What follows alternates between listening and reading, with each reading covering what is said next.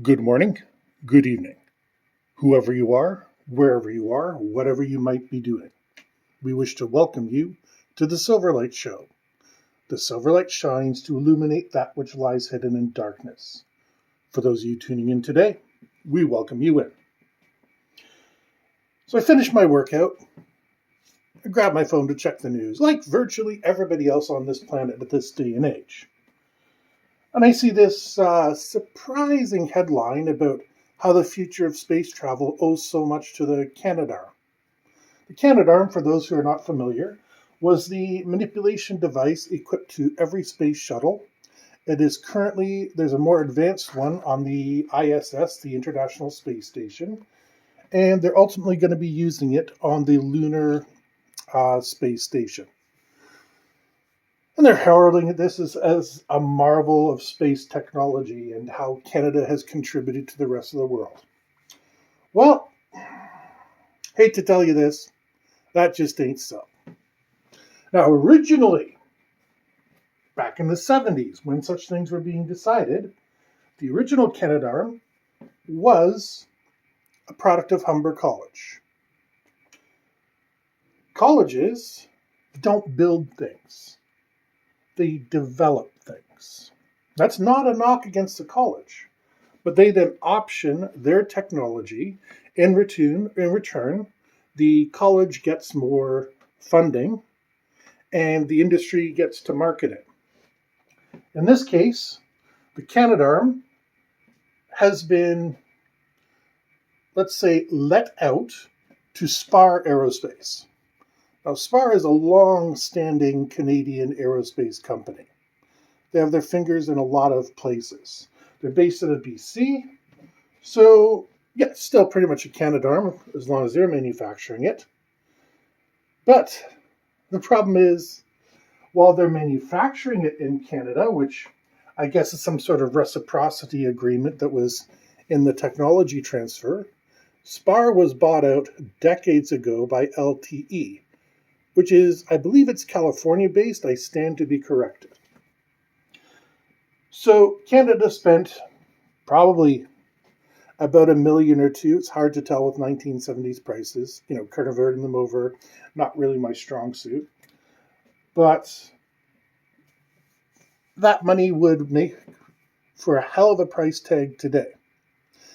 And all the profit is going to United States organization. But we still hail it as this Canadian record of success. Hell, this thing hasn't been Canadian in a long, long time. This is one of the big problems with outsourcing. Now, I can appreciate you wanting to keep a division between a research institution like Humber College, which still displays one of the prototype Canadarms in its front quad. And they're very proud of what they did. But nearly 50 years have gone by since that time happened. The license has been picked up, reacquired, etc. And with these academic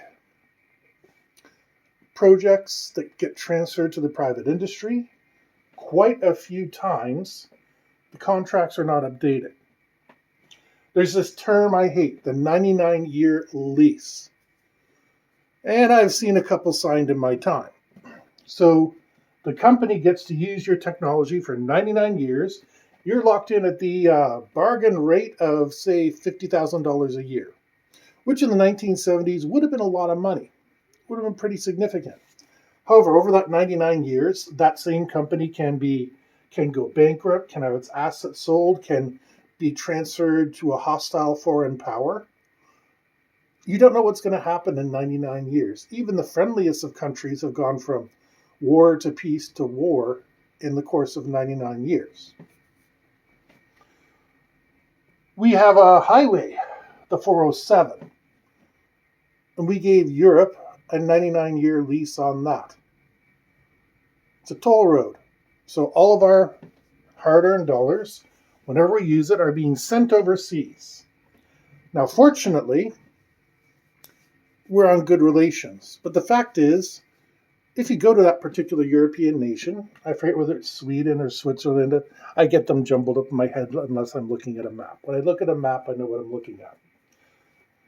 They have beautiful new roads, paved, tarred, tarmac, even cobblestone roads, whereas we still have the same cement, yes, cement base on one of the busiest highways in North America.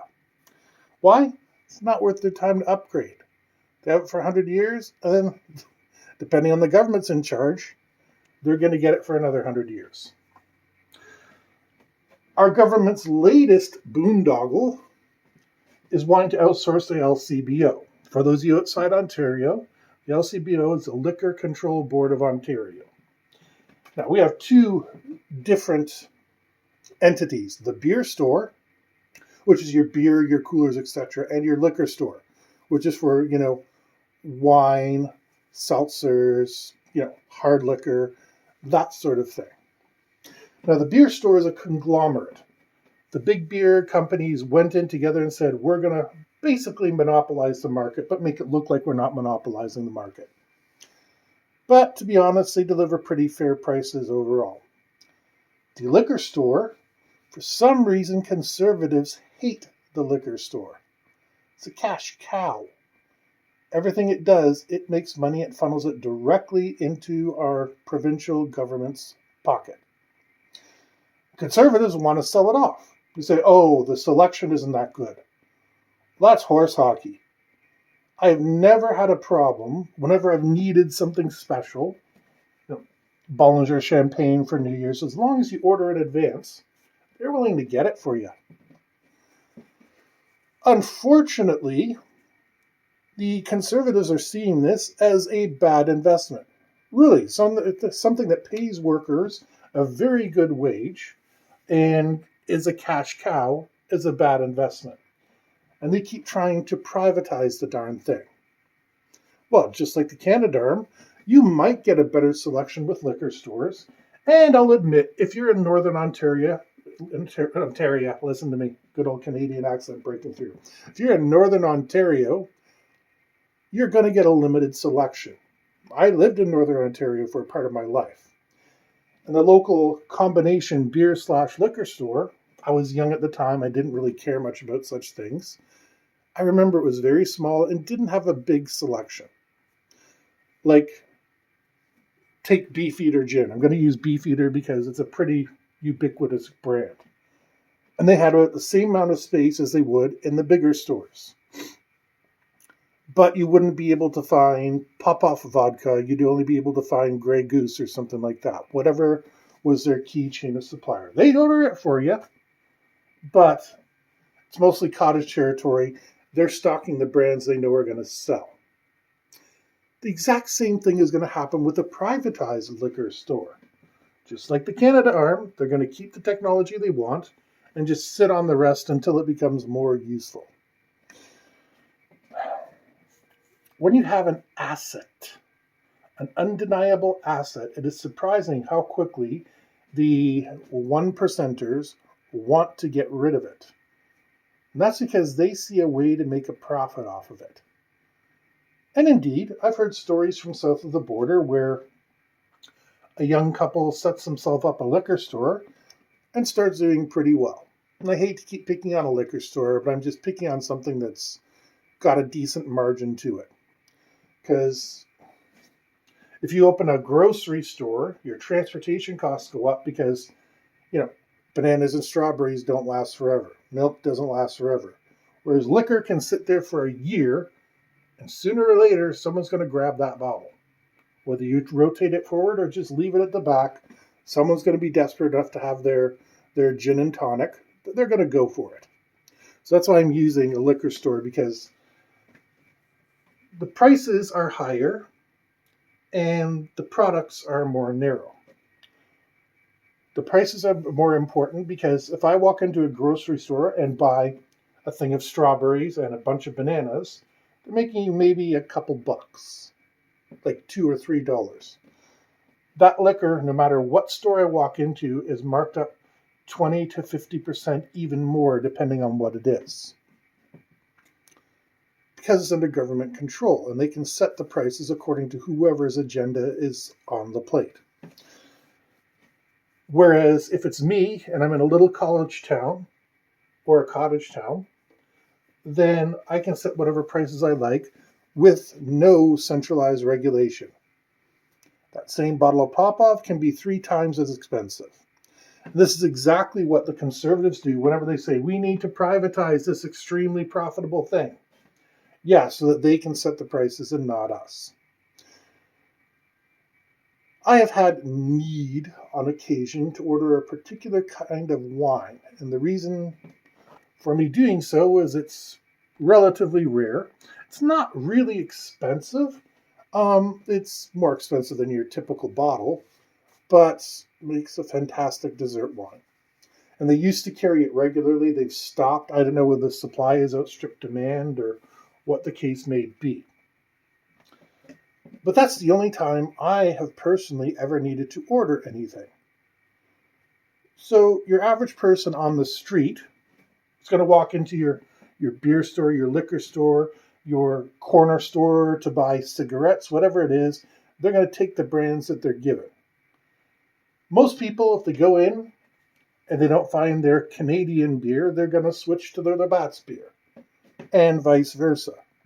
Most people, if you don't have Cravenet, does Cravenet even exist anymore? They'll go for a Marlboro.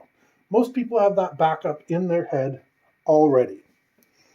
And unless you're ordering a Napoleon brandy from a particular manufacturer who only does 3 casks a year, the average person does not care in the slightest about ordering anything special.